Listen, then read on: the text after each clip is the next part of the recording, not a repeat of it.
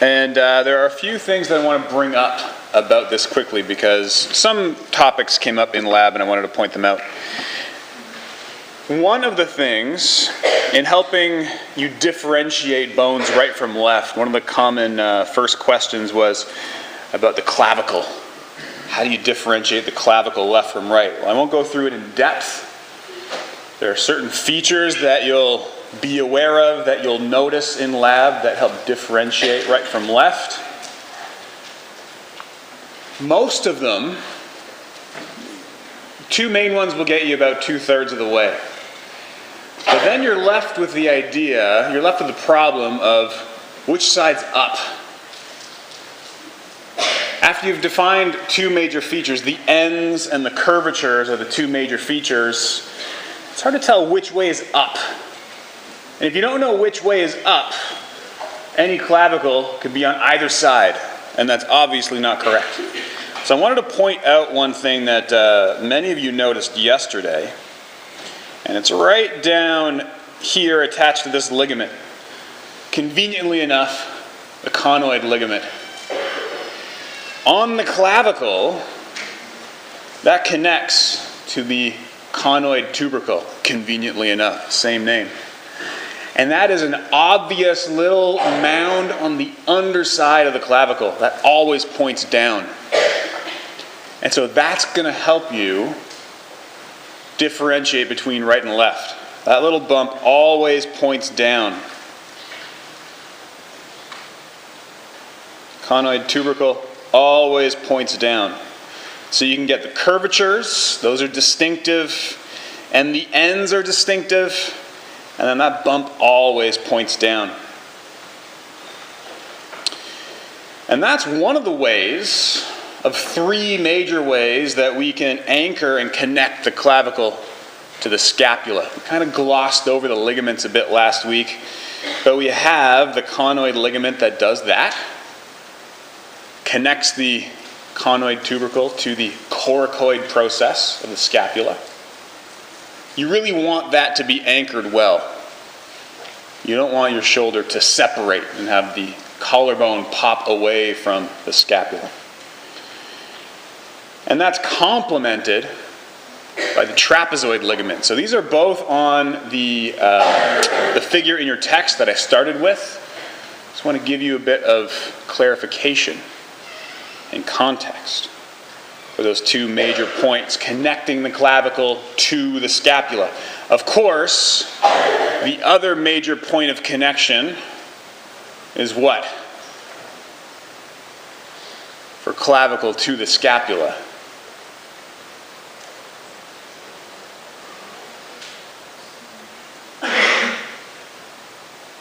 Who was in lab last night or yesterday afternoon that might remember? Major point of connection between the clavicle and the scapula. Where do they touch?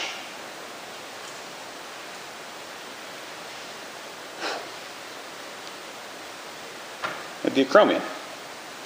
I'm not going to ask you to know this ligament, but if you saw the name acromioclavicular ligament, you could probably intuit what that ligament connected. Major point of attachment. It's the point of articulation between the clavicle and the scapula. I get it. It's a new week. We're just warming up. Sort of middle of the day lull on a Tuesday. You don't want to answer questions yet.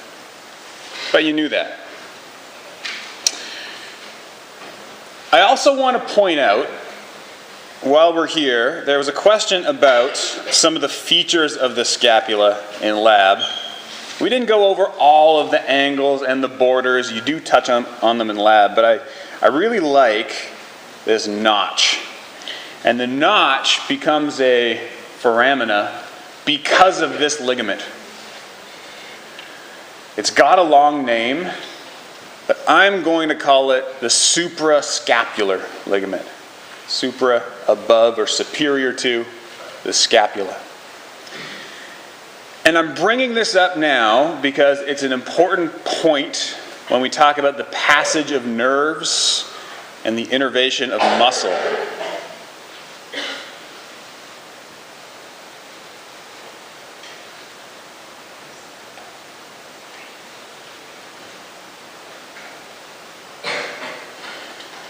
The suprascapular ligament and the notch make a little hole that the suprascapular nerve runs through. And this isn't immediately important, but it will be on Thursday when we start talking about the muscles. I'm showing you now because this is a clean slate. You're just looking at the scapula. And you can see it winds around and twists under this ligament. You can see the areas on the scapula where it ends. And that's foreshadowing for the muscles that it innervates. And you're probably clever sitting there thinking, I've heard suprascapular nerve before. You have. Brachial plexus. This comes off the brachial plexus. So I'll connect those two dots for you later. I just wanted to show that to you now while we have the freedom to look around at some of these structures. That was an enthusiastic sigh, right? I heard a sigh over there. It's pretty loud. It's an excited sigh? Thought so. So I wanted to show you that, and then turn our attention back to the shoulder just to recap. This is what you're looking at. If you are the humerus, your face is the head of the humerus. This is what you are seated in on the scapula, the glenoid cavity. Notice there's not a lot of surface area. Not a lot of surface area for articulation. And we talked previously about the labrum as a collar that helps to hold ball and socket joints together. Almost impossible to see. This thin, it's even bleached out on the screen, thin little ridge or rim around the outside that's supposed to help seat the humerus in the glenoid fossa. Not really that effective. You can see a separate view of it here. Notice the labrum, this small little projection, doesn't really add much to the cavity, which you can argue is good and bad. Shoulder, one of the most flexible joints in the body. You don't want it to be limited. You want range of motion. But that comes with a trade-off. You need it to be secure. And I do want to show you just quickly movement of the shoulder, again while we have a clean slate, because you can imagine on yourself or look at the models all you want to.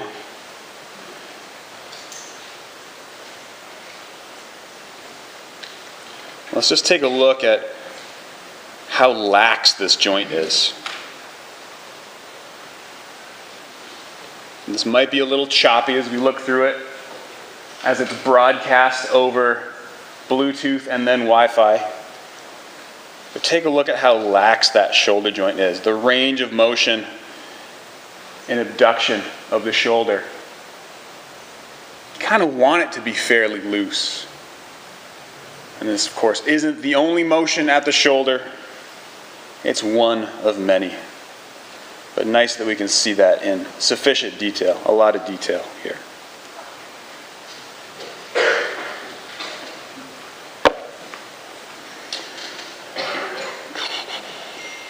So what are we talking about today? And you can see these features paralleled in this real anatomy cadaver slice. This is what it looks like in a preserved body, not just a cartoon. It's nice to have that color and contrast. Incidentally, while I was a teaching assistant for anatomy, in my first year it was pretty benign and boring. I just learned the material. And then second year I got to do all the behind the scenes preparation. Got to know the bone saw pretty well.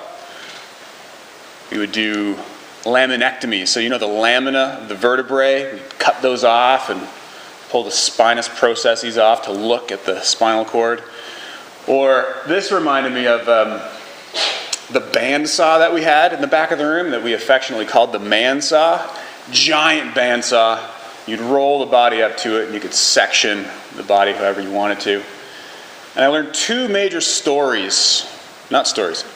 lessons, and this is a story about those lessons. When you cut a person in half, nobody dies hungry, and the teeth spark, which is really counterintuitive. You wouldn't think that, but the teeth spark. This is a frontal section, but we did a couple transverse, a couple horizontal sections. Really interesting stuff. And connecting back to that real anatomy aspect, I think, is always important. It's easy to forget when you're only looking at cartoons that we're working with real bodies. These are good candidates for a bonus question. So let's move on to the upper limb, which again parallels a lot of what we're learning in lab.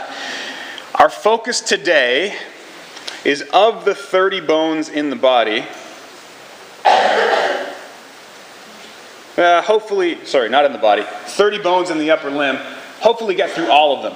3 of them in a fair bit of detail, and then 27 in cursory detail. 30 bones in the upper limb. Easy to see 3 of them, the humerus, ulna, and radius. 27, small, with many distinctive features. But we'll get there. So by now you've heard about the humerus. We've talked about it in context of the shoulder joint. It is the bone, the singular bone in the upper arm, in the brachial section of the arm, as opposed to the antebrachial or the forearm or the lower arm. And we know the head articulates with the scapula at the glenoid cavity. We don't know yet that it articulates distally with 2 bones. Some of you in lab know that. But it articulates with the radius and ulna distally. At the capitulum and the trochlea, respectively. The radius with the capitulum, the trochlea with the ulna.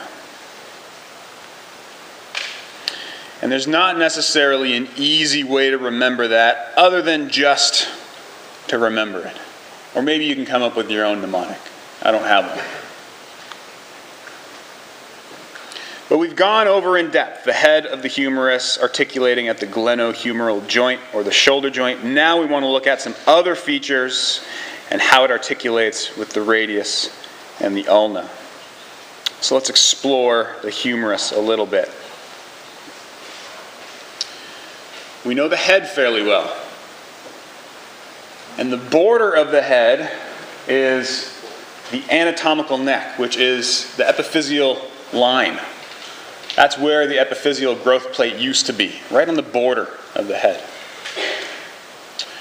It's not easy to distinguish other than it's the border of the head. But what is easy to distinguish are the tubercles, the greater and lesser tubercles.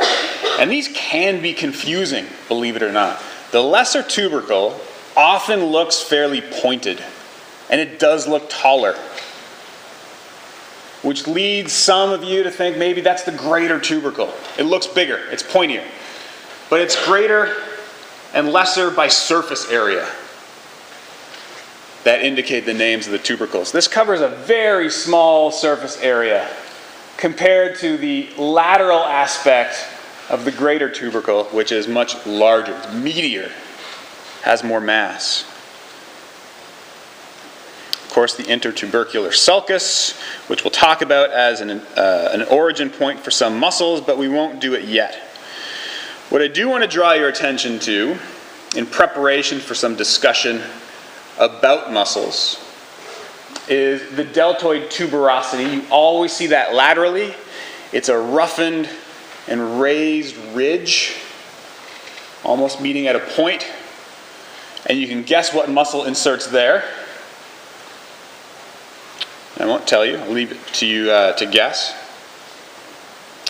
Deltoid tuberosity, and there's some other features. We'll talk about the passage of nerves, but that's the main superior half of the humerus to focus on. The rest gets somewhat complicated, I suppose. It's a little bit in-depth and detailed. So follow along on here as we look at the humerus and its articulations with the radius and ulna. So notice this whole surface is the articulation surface of the humerus. But we call them two separate things. Laterally, the capitulum looks like a head, it's head-shaped. And then medially, the trochlea, it's an hourglass shape. And we separate this one surface because they are different shapes and because they articulate with two different bones, but it's one surface distally on the humerus.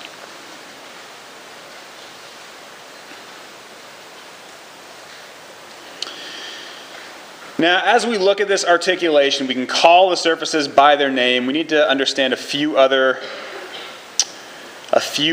points, a few other surfaces. There are a couple interesting features.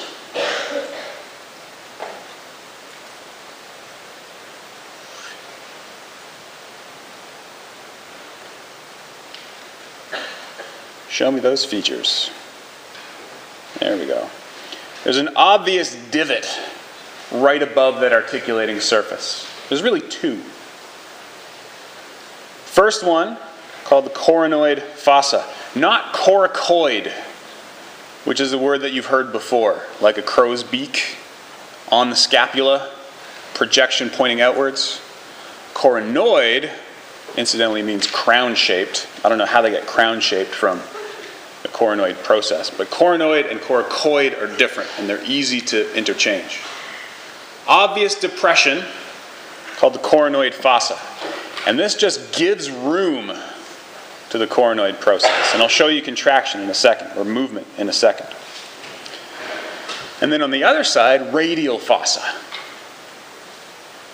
Now these names seem to come out of nowhere at first, but processes of the same name fit in those spaces.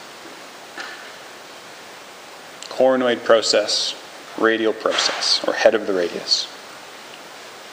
And while we're talking about processes, there is one obvious process on the back. A major fossa called the olecranon fossa. Surprise, a new word. The olecranon is what you think of as your elbow. It's the point of your elbow. And again, it's named because a process of the same name fits here during movement. The olecranon process fits in this space during movement.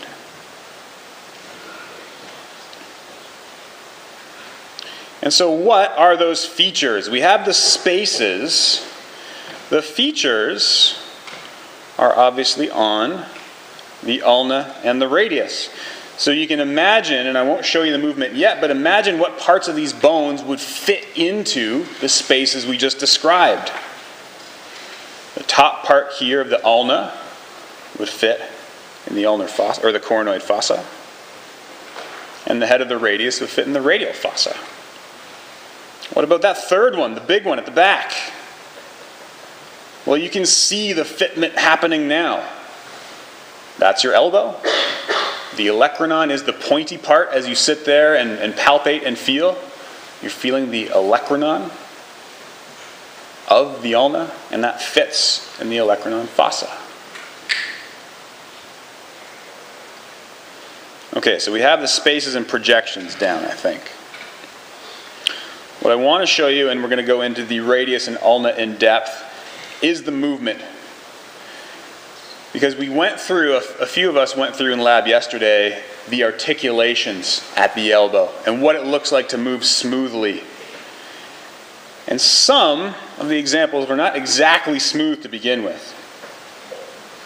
So I'm going to look at one of the prime flexors of the elbow and how it does flexion.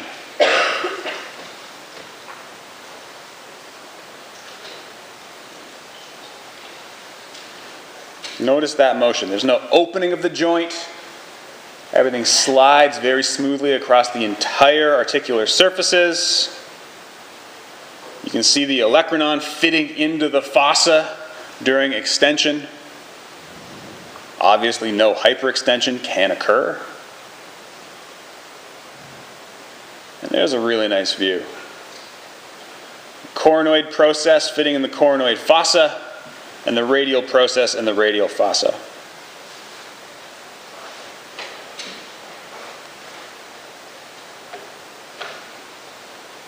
If that approximates the actual closeness of the bones. So we already know then some of the main features of the radius and ulna as we get into our discussion of it, or of them rather.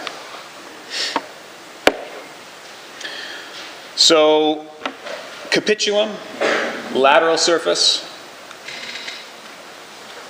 trochlea, medial surface, trochlea with the ulna, capitulum with the radius.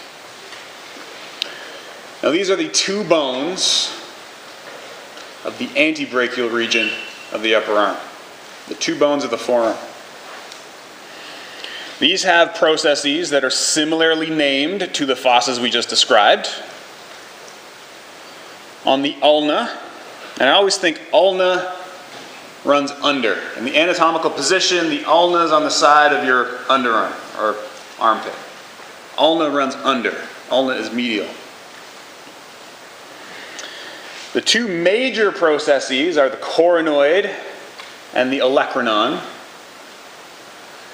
And they're really two sides of the same C-shaped cup.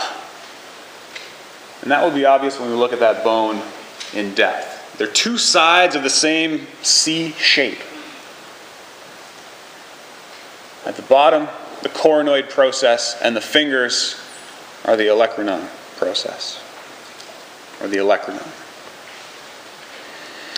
Now that C, the cup of that C, is what articulates with the trochlea. And then on the radius, much more simple, no C, just a flat platform that articulates with the capitulum. The head of the radius with the capitulum.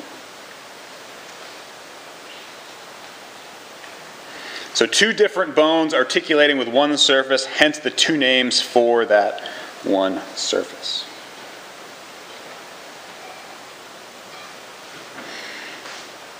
So let's return to our 3D exploration. We're actually ahead of the game. We know the processes and their names and where they fit. Let's take a look at that C shape. Nope.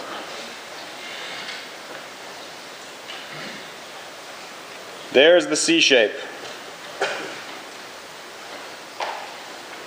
The olecranon you can see at the top, the pointy part of the elbow, and the coronoid process, the bottom, the thumb of the C. And this whole surface in here is the trochlear notch. This is what articulates with the trochlea. The trochlear notch.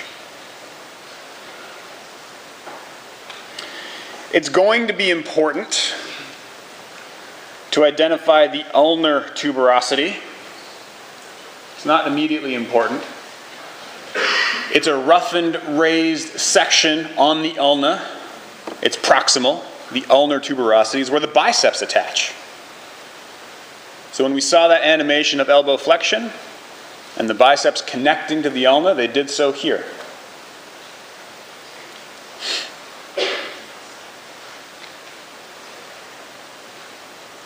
Sorry, I got to catch up.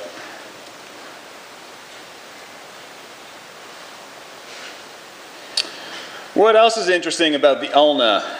the fact that it articulates with the radius. Not only with the humerus, but it also articulates with the radius here at the radial notch. Another articular surface closely related to the trochlear notch, where the ulna articulates with the lateral bone of the forearm. You can see that articulation right there.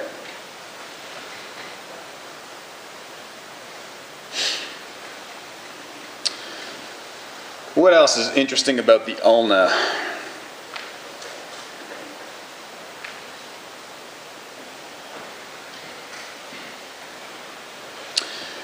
While we're in this area, let's just quickly jump to the radius and then we're going to move down because the rest of the stuff is distal on these two bones. What is interesting to note about the radius is, well, we have an easy, uniform platform of articulation. This entire surface is the head of the radius. And if you want to call it articular circumference, go ahead. I'm going to call it the head of the radius. The radius has a similar tuberosity. Where are you? In a very similar location to serve a very similar purpose. If the purpose of the ulnar tuberosity is for insertion of the biceps, and this has a similar purpose, you're right, this is also for insertion of the biceps muscles.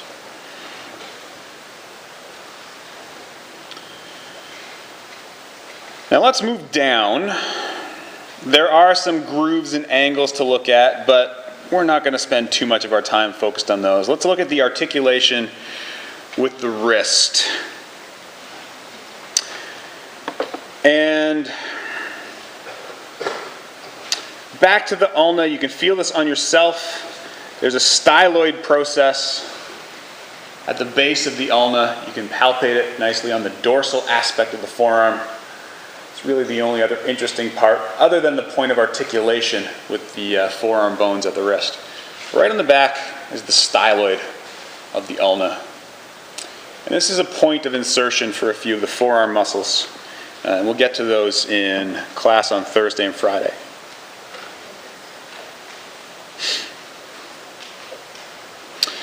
There is a complementary styloid process on the radius as well. It's somewhat hard to see it. You feel it on the outer lateral side, right below the thumb, sort of anterior.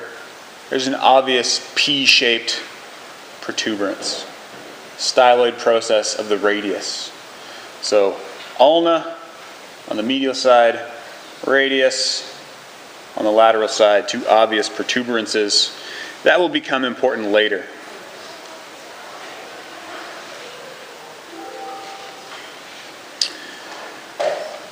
As we move down, it becomes important to understand how the forearm articulates with the hand. And it's a complicated joint. There are many pieces to this joint. Our first hints at that articulation are when we learn about the surface, the articular surface of the radius.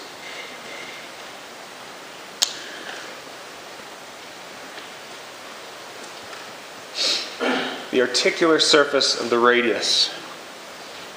It articulates again with two bones. So very similar to the humerus that had one surface that articulated with two bones distally. The radius has the same setup or similar setup. And in that description, I'm really referring down here to this bottom right figure. We already have experience with these two on the left and at the top. We've seen the elbow move. We know the trochlear notch. That's to help you if you didn't have the 3D app or you don't have it on your own to put it into perspective. The radius articulates with two bones in the hand, and so we have two areas, two surfaces of articulation. But these are less distinct because they're very uniform and smooth. Instead, the regions are named for the bones, and only the bones, not the difference in shapes with which they articulate. And over here on the lateral surface, we have the articulation for scaphoid, which is the first carpal in the hand, first wrist bone. And slightly medial, we have the articular surface for lunate, the second carpal. And it's not going to be hard to name all the carpals by the time we're done class. 8 carpals, not a big deal. So the articular surface for scaphoid and for lunate. Those are the major points of articulation at the ulna. And so I want to transition a little bit into talking about those carpal bones. It seems overwhelming. It seems like there are too many things to remember, shapes to remember, and the order doesn't seem intuitive. And at first glance, you'd be right. There's 8 bones. We try to separate them in an orderly fashion. There's one row of 4 proximally and a second row of 4 a bit more distally. But they're not even set up in such a clean arrangement. It's hard to pick out 2 rows of 4 in this depiction of the carpal bones.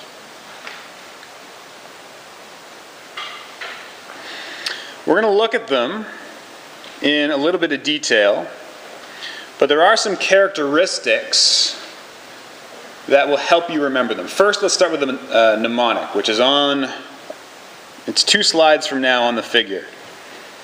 Stop letting those people touch the cadaver's hand. Stop letting those people touch the cadaver's hand.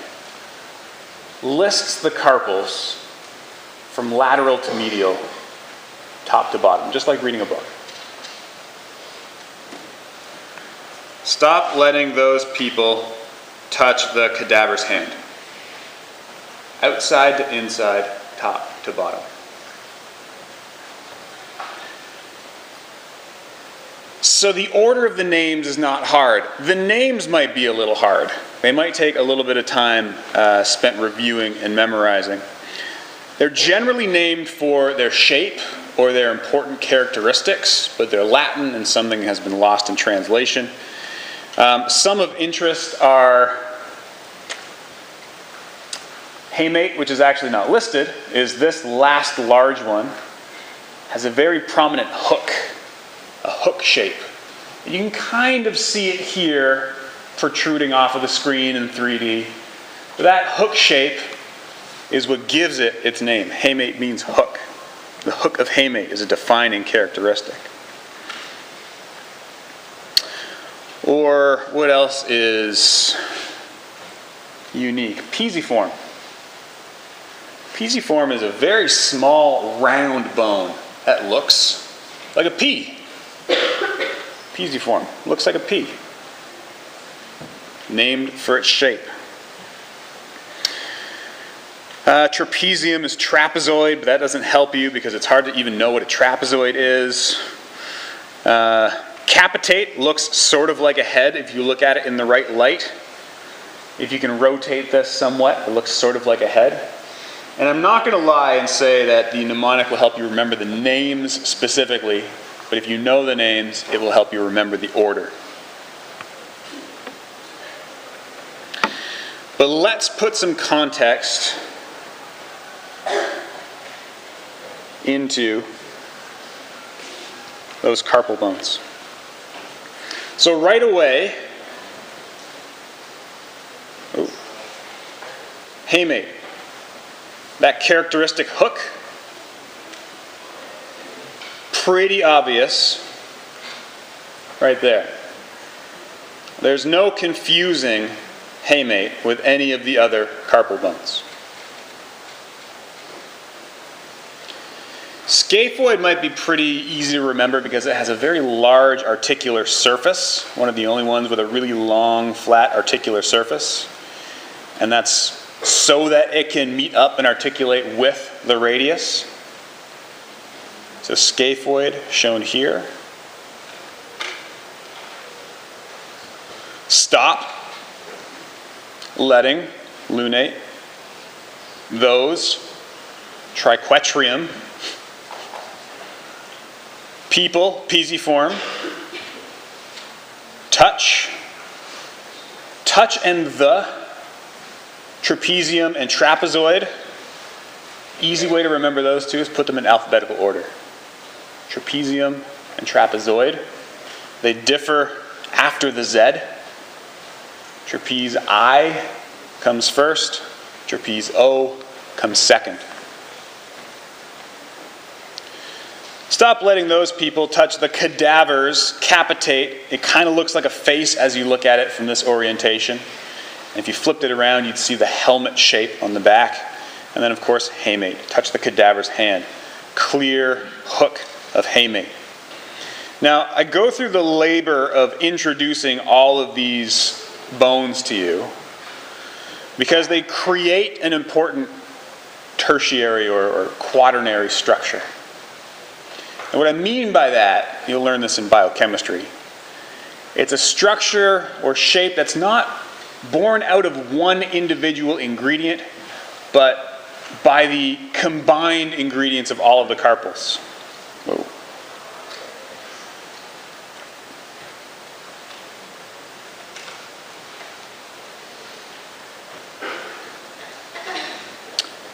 This one. And this was the thing that kind of looked like a watch. I saw some of you looking at one of the hands thinking, hey, it looks like a watch that the hand is wearing. There's a really thick fibrous band wrapping around the wrist to help contain it structurally, keep the tendons of all the muscles intact, and allow passage of arteries and nerves, called a retinaculum. On the front side, what's highlighted in green is the flexor retinaculum. Okay? This action would be flexing. If I had a watch band across my wrist, it would help maintain or keep those ligaments secure and pinned down while flexing. Flexor retinaculum.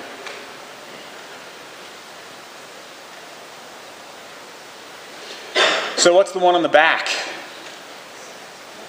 Extensor retinaculum. Fantastic. Now, this forms the roof, and all the carpal bones that we just talked about form the walls and the floor of the carpal tunnel. This structure is the carpal tunnel, where all of the tendons, it's jumping around. All the tendons of muscles from the forearm to the hand pass through here. The veins, the arteries, the nerves pass through here, most of them. Inflammation here is bad, leads to carpal tunnel syndrome. There's not a lot of space for these things to expand. If they are impinged, if there's friction, it gets pretty uncomfortable. It's exacerbated by always using your mouse on a hard surface and applying pressure to the flexor retinaculum. Repetitive injury from constant impacts playing tennis, for instance, cause carpal tunnel syndrome. So you can see the hook of hamate inferiorly on the screen provides an attachment point for part of that retinaculum, and the walls and the floor make up a nice, really tight enclosed space.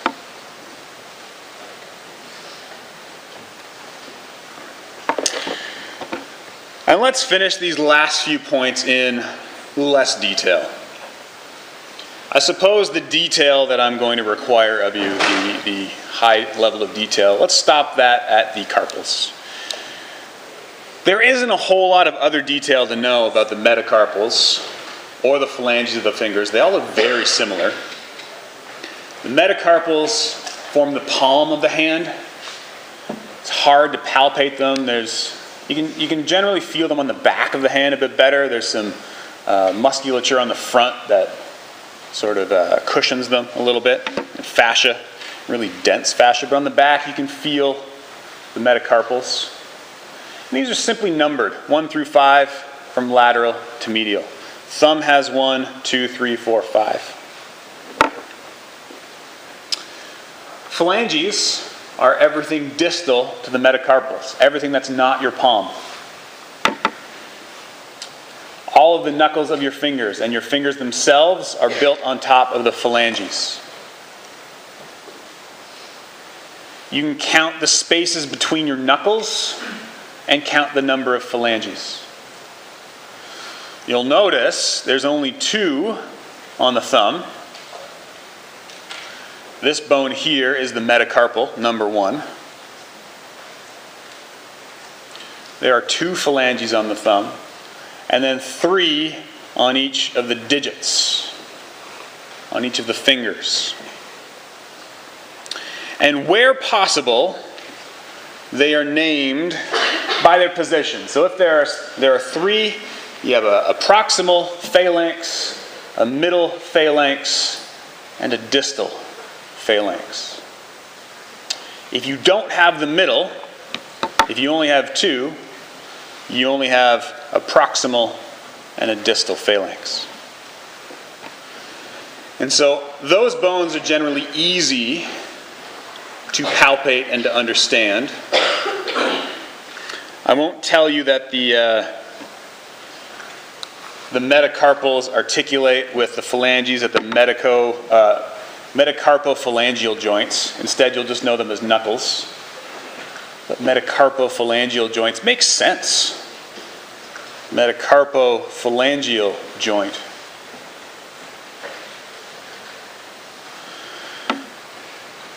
And you can see all the detail that we've talked about: proximal, middle, distal, the combined phalanges of the hand, the metacarpals named from lateral to medial, always lateral to medial, thumb comes first, and the mnemonic shown here to help you remember the order of carpals. Stop letting those people touch the cadaver's hand. All right, let's leave it there and we get into muscles on Thursday. That's our scaffolding. You are now experts. See you Thursday morning.